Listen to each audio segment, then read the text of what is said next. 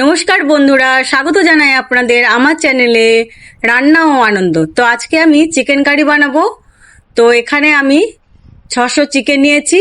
আমি ম্যারিনেট করার জন্য 2 চামচ দই দিয়েছি, আর ছোট্ট চামচে 1 চামচ আদা রসুন পেস্ট দিয়েছি, সাথে কাঁচা লঙ্কাও আছে ছোট চামচে।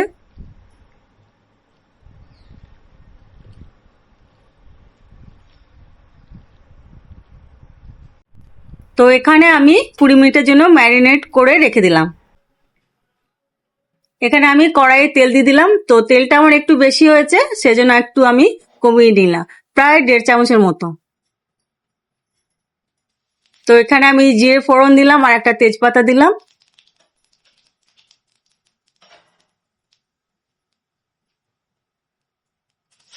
চারটে মিডিয়াম সাইজের কুচানো পেঁয়াজ দিয়ে দিলাম।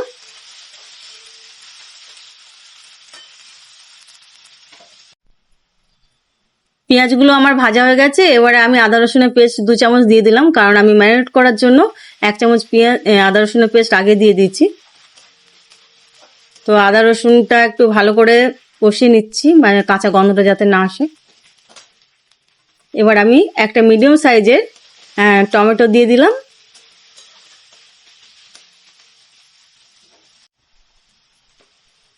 এক চামচ হলুদ গুঁড়ো একটু একটু করে দিলাম, 1 চামচই দিয়েছি। আর কাশ্মীরি লঙ্কার গুঁড়ো 1 চামচ দিয়েছি।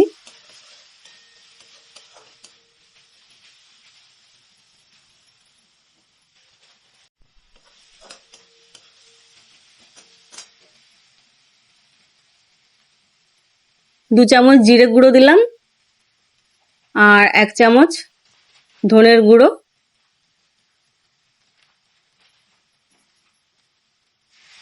একটু সামান্য জল দিলাম, একটু আমি কষিয়ে নিচ্ছি।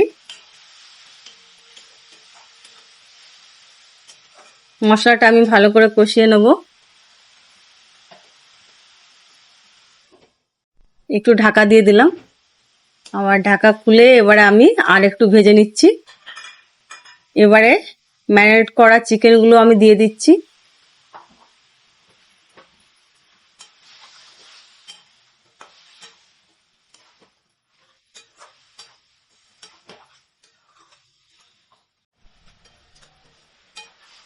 এবারে আমি একটু ঢাকা দিয়ে দেব।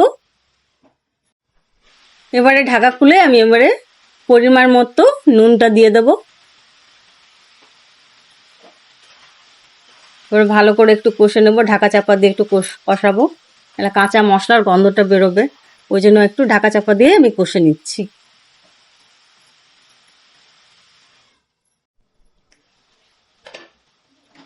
এখানে আমি 3টে কাঁচা লঙ্কা দিয়েছি, কারণ আমি আদা রসুন পেস্টের সাথে কাঁচা লঙ্কা দিয়েছিলাম, সেজন্য বেশি দিলাম না।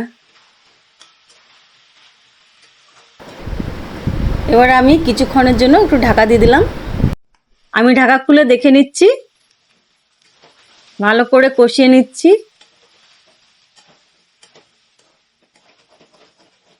তেল প্রায় ছেড়ে দিয়েছে। এবার আমি জল দিয়ে দেবো।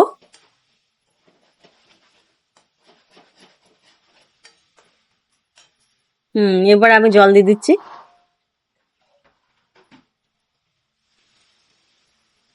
পরিমাণ মতো আমি জল দিয়ে দিলাম।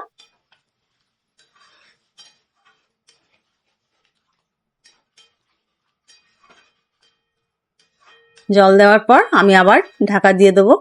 এখানে আমি আঁচটা মিডিয়াম ফ্লেমে করে দিলাম। 20 মিনিট পরে আমি আবার ঢাকা খুলে দেখে নিলাম। এবারে আমার বানানো মশলা, আমি বাড়িতে বানিয়েছি, সেই মশলা আমি দিয়ে দিলাম। বিশ্বাস করুন বন্ধুরা, এই মশলাটা দিলে রান্নার টেস্ট দ্বিগুণ বেড়ে যাবে। আপনারা যদি মশলাটা জানতে চান তাহলে অবশ্যই কমেন্ট করে জানাবেন, পরের দিন আমি ভিডিওটা আপলোড করে দেব। আর হ্যাঁ, আপনারা কিন্তু অবশ্যই সাবস্ক্রাইব করে বেল আইকনটা প্রেস করে দেবেন, কেননা যখন আমি আপলোড করব সবার আগে আপনারা যেন ভিডিওটা দেখতে পান। চিকেনটা হয়ে গেছে, এবার আমি নামিয়ে দিচ্ছি। এই যে আমার চিকেন কারি রেডি।